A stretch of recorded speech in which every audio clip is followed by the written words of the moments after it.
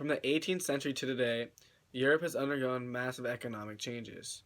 From the passing of child labor laws to the establishment of the gold standard, To the economic effects from World War I and II, Europe has seen a substantial number of fluctuations from an economic standpoint. During the early 1700s, most people worked and lived on the countryside. The average person lived on a small farm growing crops with their families. People had simple lives and were prone to illness. Around 1750, a great technological uprising took place, which quickly spread throughout Europe. This era was known as the Industrial Revolution. The Industrial Revolution called for many economical changes throughout Europe.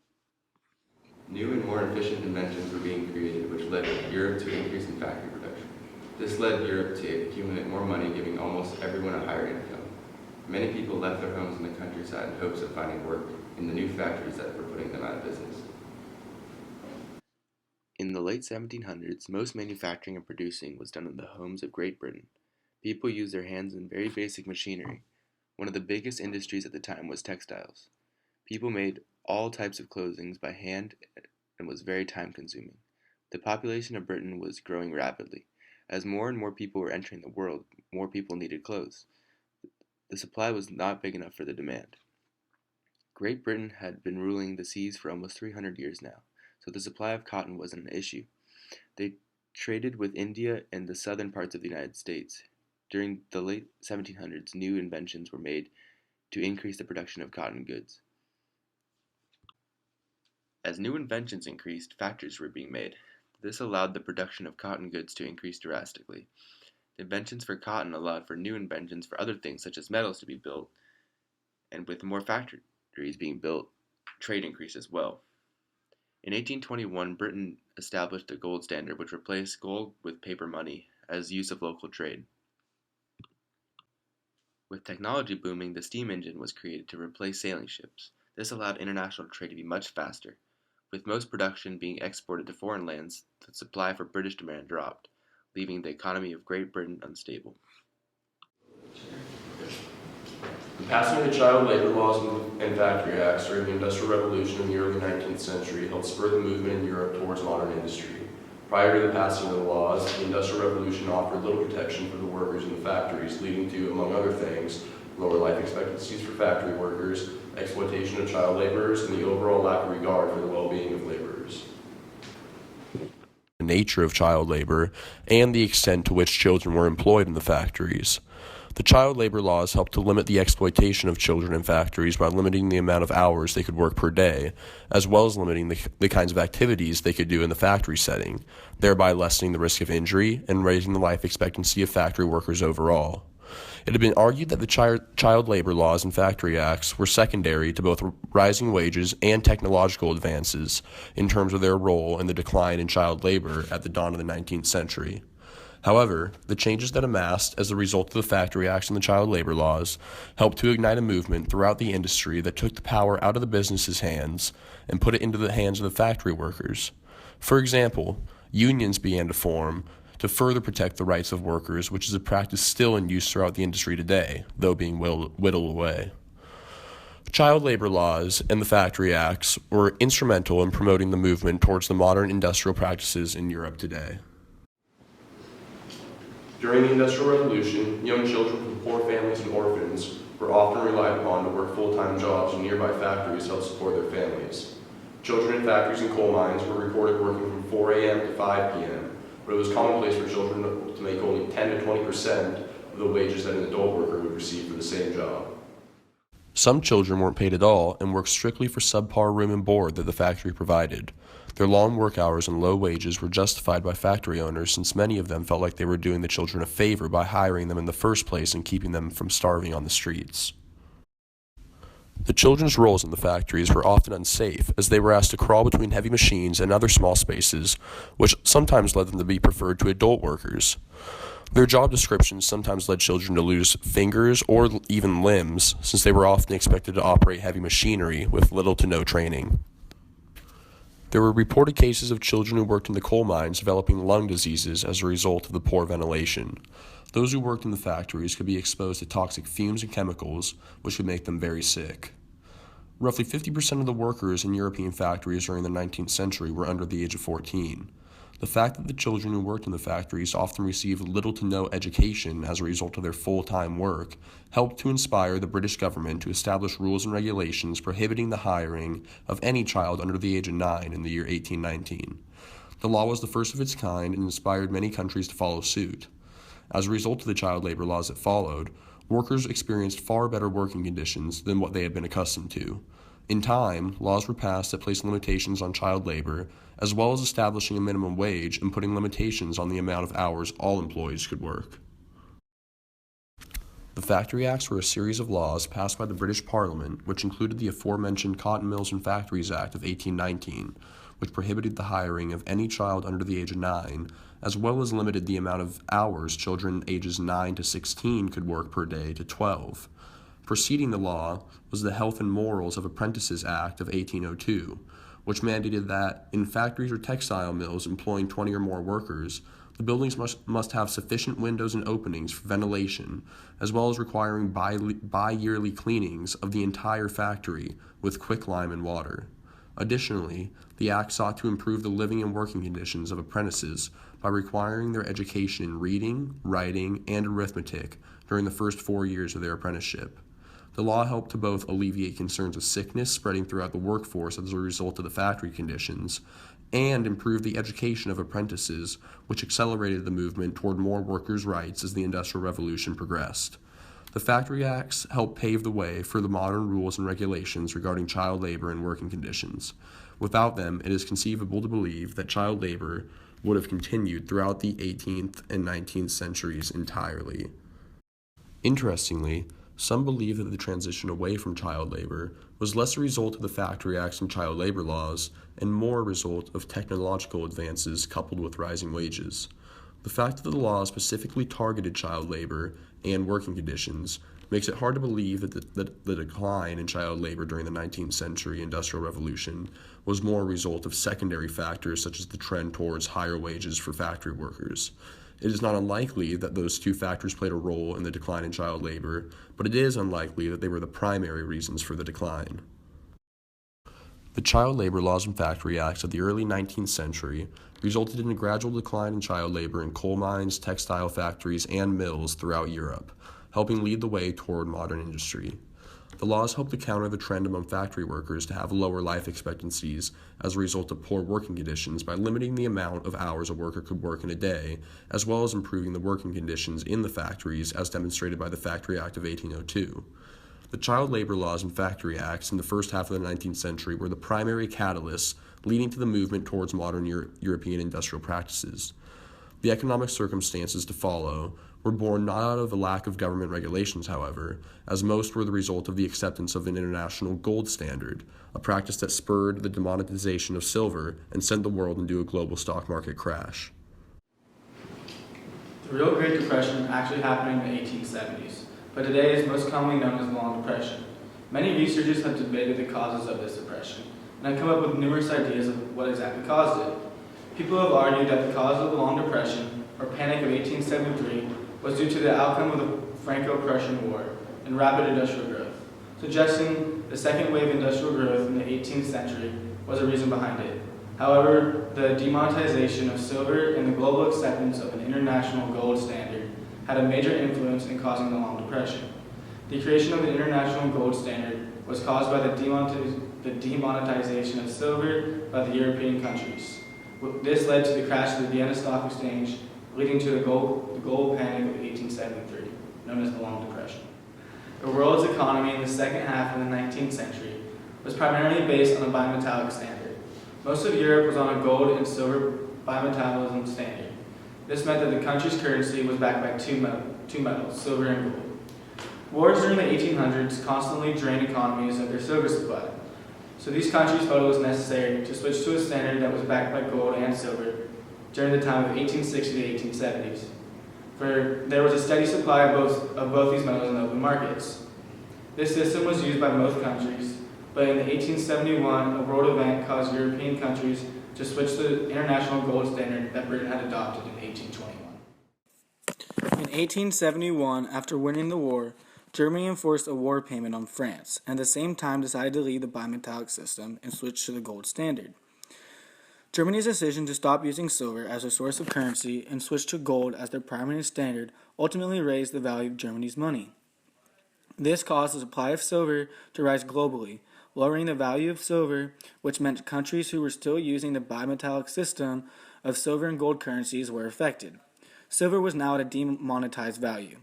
Countries had to follow in Germany's footsteps in fear of currency inflation. Let's look at France, for example. Here in this graph, we see the ratio of price of gold to price of silver from 1800 to 1914. It shows that in the 19th century, the legal ratio was around 15 pounds of silver for 1 pound of gold. And then in the 1870s, the ratio increased, making silver cheaper.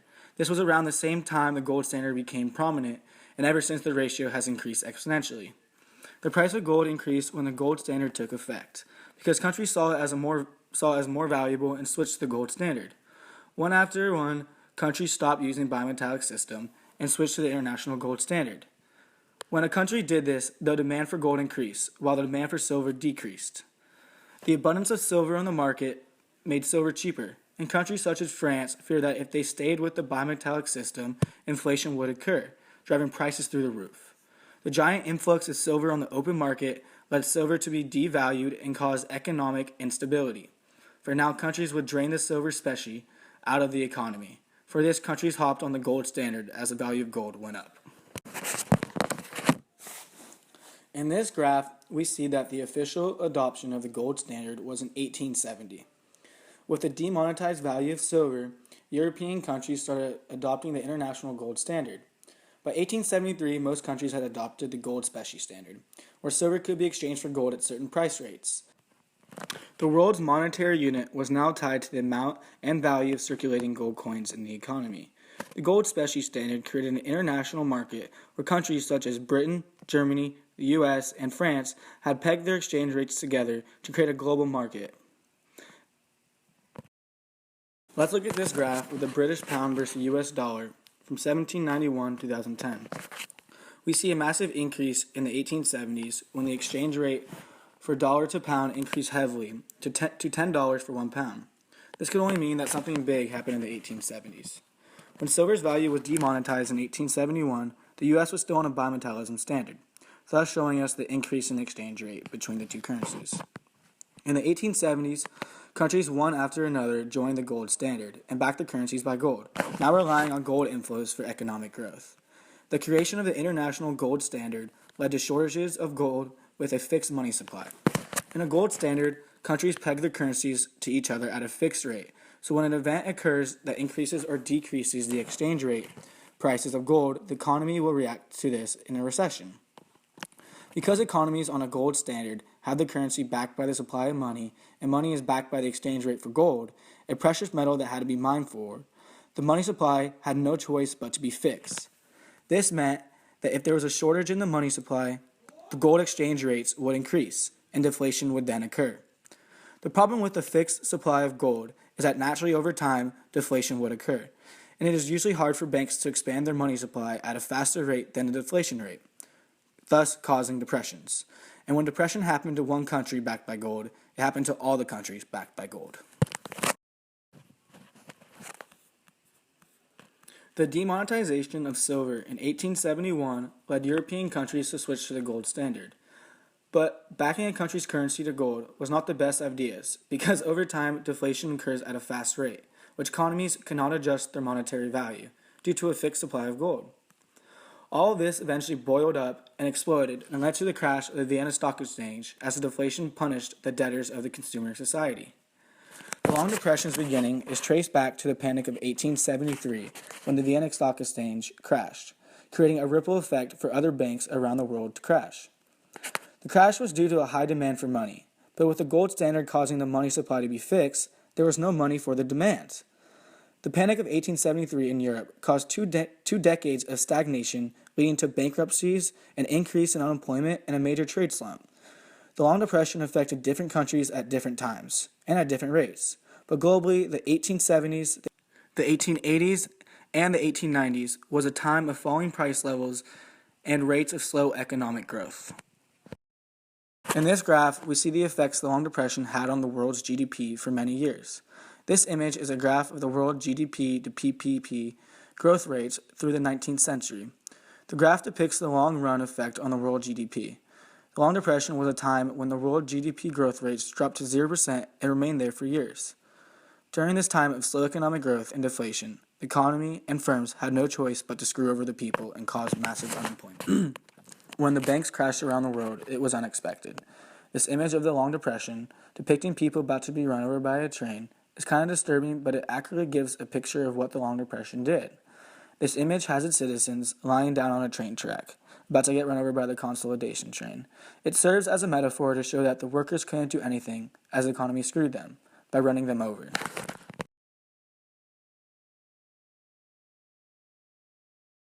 The Long Depression lasted into the late end of the 19th century, which brought us into the 20th century where economies were still using the gold standard up until World War I.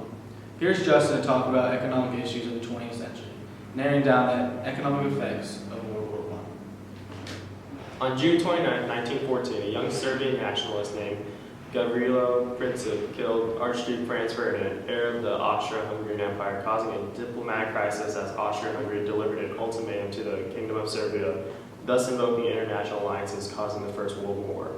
On one side is the Allied powers consisting of France, Britain, Russia, Serbia, Japan, Italy, and the U.S., and on the other side is the Central Powers consisting of Germany, Austria-Hungary, and the Ottoman Empire. The war lasted 4 long years, and during that time, the world economy was greatly affected. A war is like a gamble. Countries invest heavily in war goods, and if they win the war, they reap the benefits. But if they lose the war, then they experience economic downfall. The statistics show that it isn't worth winning the war. Before World War I began, Great Britain was in the Edwardian era. This era was marked as a time of peace and plenty, as there were no severe depression and prosperity was widespread. Britain did, however, fall behind the United States and Germany in growth rate, manufacturing output, and GDP, but they still led the world in trade, finance, shipping, and had strong bases in manufacturing and mining. They also had huge financial holdings in the United States, especially in railways. World War I didn't do too much to hurt the British Empire economically. In fact, the GDP grew about 7% during the span of the war. As expected, the war forced a decline of civilian consumption to munitions, and the government share of GDP skyrocketed from 8% in 1913 to 38% in 1918. During wartime, all the country's focus is on winning the war. Increasing munitions production is a necessity, as soldiers need weapons to fight. This does decrease the standard of living for civilians, as they have to limit their food intake and buy war bonds.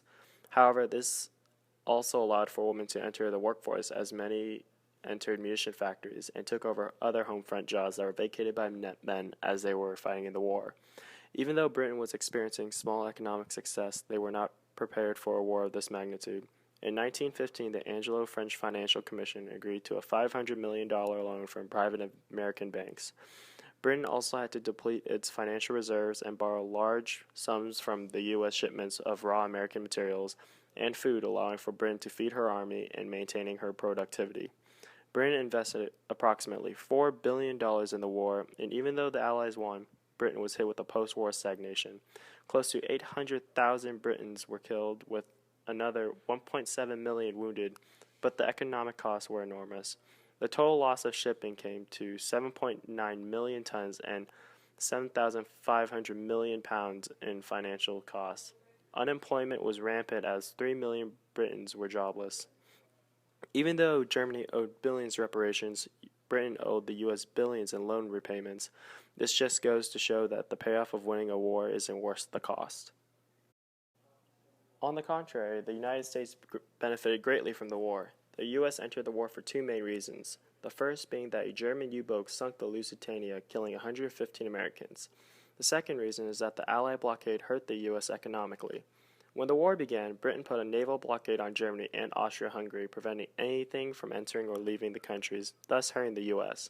If the U.S. didn't enter the war, all trade with Europe would have been cut off, which would have been an estimated loss of $2.031 billion per year. But the U.S. did enter the war, and as a result, U.S. exports to Europe rose from $1.479 billion in 1913 to $4.062 billion in 1917. However, entry into the war unleashed massive U.S. federal spending, which shifted national production of civilian to war goods. This did help lower unemployment as it declined from 7.9% to 1.9%, as workers were drawn to new manufacturing jobs and allowed for women to enter the workforce as the men were out fighting in the war. The U.S. also lent out billions of dollars to the Allies, so when the war ended in victories for the Ally, they owed the U.S. billions of dollars plus interest. This gamble paid off for the U.S. as New York emerged as London's equal, if not her superior, in the contest to be the world's leading financial center. Unfortunately, not everyone in the Allied forces experienced economic success like the U.S. did. For instance, France was seriously hurt economically by the German invasion of major industrial areas in the northeast. While the occupied area contained only 14% of France's industrial workers, it also produced 58% of the country's steel and 40% of the country's coal. This slowed down munitions production as steel is needed to make weaponry, and coal is the most important source of energy for a factory. France's economy was helped by the American loans, which were used for food and manufactured goods. The arrival of American soldiers also brought heavy spending for food and construction materials. When the war ended, France was left in ruins as the majority of the war was fought on French soil. Over 1.4 million French died in the war, and the war damages amounted to about 113% of the GDP in 1913. The national debt also rose from 66% of GDP in 1913 to 170% in 1919. Inflation was also severe as the franc lost over half its value against the British pound. The cost of war definitely outweighed the benefits of the war for France. Should the gamble to enter the war fail, only severe repercussions await the losers. In 1919, David Lloyd George of Britain, Vittorio Orlando of Italy, Georges Clemenceau of France, and Woodrow Wilson of the U.S. met in Paris and drafted the Treaty of Versailles. The treaty required Germany to admit its guilt for starting the war and permanently weaken its military. It also required Germany to pay 132 billion gold marks of reparations to cover civilian damages caused during the war. Not to mention, Germany spent 170 billion marks during the war, of which taxes only covered 8%, as the rest was borrowed from German banks and private citizens.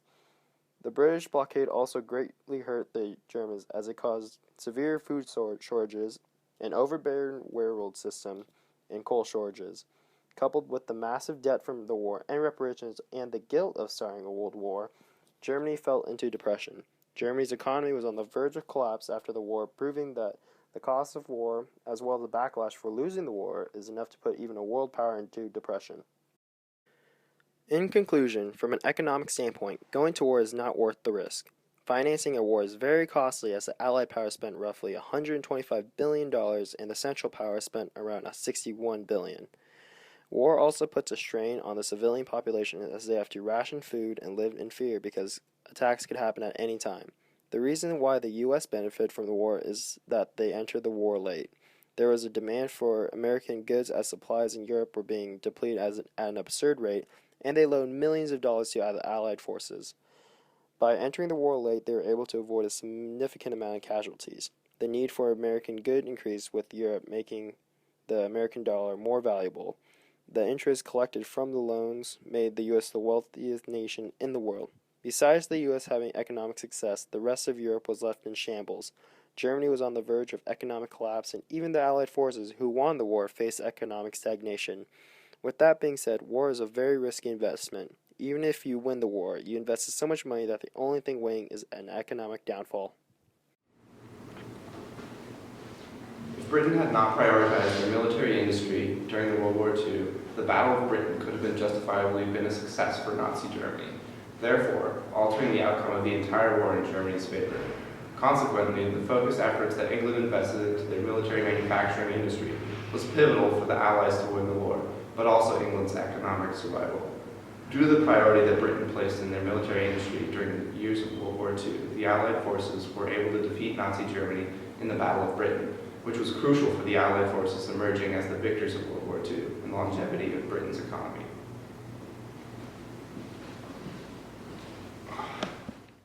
If Great Britain had not been in the forefront of steel imports and production, then the military manufacturing industry could not have been the primary focus in production for Britain. Behind the United States, Britain was one of the leading countries in the production of military armaments, including armored vehicles, weapons, and aircraft. As Peter Howlett describes, Compared to the other major combatants, the most striking feature of the British steel production was its stability. Even in 1945, production was only 11% below its previous historical peak of 13.2 million tons in 1939. These two British propaganda images show the booming steel industry being formed into mass amounts of tanks and ships that were to be exported all over the world. Michael M. Poston writes about the British war production by stating, "It would not be an exaggeration to say that throughout 1942, aircraft production was by far the largest single claimant to additional factors of production, and more especially to labor. Accordingly, their aircraft and military manufacturing was Britain's biggest industry during World War II, and arguably, without it, the Allies would have fallen to the expansion of the Nazi Empire." These two propaganda posters from the 1940s illustrate and display how much capital, time, soldiers, and effort that England put into the Second Great War.